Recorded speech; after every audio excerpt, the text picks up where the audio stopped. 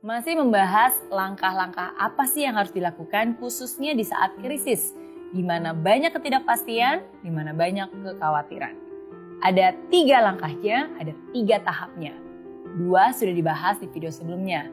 Yang pertama adalah accept, menerima. Jangan merasa bahwa kamu adalah korban. Jangan juga denial, tapi terima dengan lapang dada karena dengan hanya inilah kamu bisa cepat masuk ke tahap yang berikutnya. Nah, tahap berikutnya apa? Tahap berikutnya adalah adapt alias beradaptasi. Mau nggak mau, suka nggak suka, kalau kamu ingin bertahan hidup di situasi sulit ini, ya berarti kamu harus mau, berarti kamu harus bisa. Nah, kalau kamu belum nonton 2 video sebelumnya yang saya maksud tadi, saran saya video ini bisa di-pause dulu dan tonton 2 video saya sebelum ini ya. Nah, setelah kamu melalui 2 tahap sebelumnya dengan baik, baru deh kamu akan mencapai tahap akhir, tahap yang ditunggu-tunggu yaitu achieve. Hidup ini adil kok, adil. Ada pelangi setelah hujan, ada kemenangan setelah melalui banyak pengorbanan. Tapi saya ingin bilang di awal dulu ya, biasanya nih kamu harus melewati masa-masa kritis dulu nih sebelum bisa sampai ke tahap ini. Ya bukan cuma krisis ya, tapi kritis. Kenapa? Because they're going to be the final test. Tes akhir yang sangat tidak mudah yang harus kamu lalui.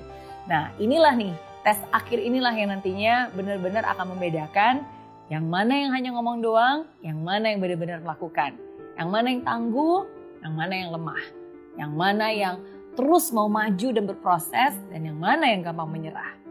Karena nggak semua orang mampu melewati saat-saat itu. Saya tekankan ya, tidak semua orang mampu melewati saat susah itu dan sampai pada tahap achieve ini. Nah, maka dari itu, di saat kamu mengalami masa-masa kritis itu, di saat kamu mengalami final test ujian akhir itu dan kamu ingin menyerah, saya harap kamu ingat pesan saya. Di saat kepompong merasa begitu kesakitan dan berpikir bahwa hidupnya akan berakhir, justru di saat itulah dia berubah menjadi seekor kupu-kupu yang indah. Nah, begitu juga dengan kamu. Saat-saat sulit yang harus kamu lewati, saat-saat kritis yang harus kamu lewati itulah yang nantinya akan membentuk kamu menjadi diri kamu yang lebih baik.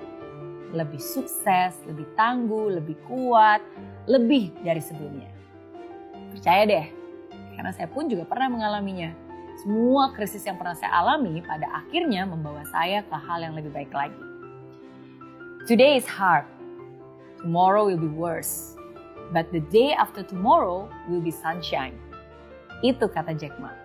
Dan saya setuju banget. Saat ini memang tidak mudah, amat sangat tidak mudah. Dan besok lebih parah lagi, besok akan lebih sulit lagi, lebih stres lagi, lebih banyak tantangannya lagi.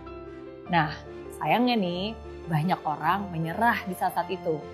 Padahal sebenarnya lusa segalanya akan berubah, hari akan kembali menjadi cerah.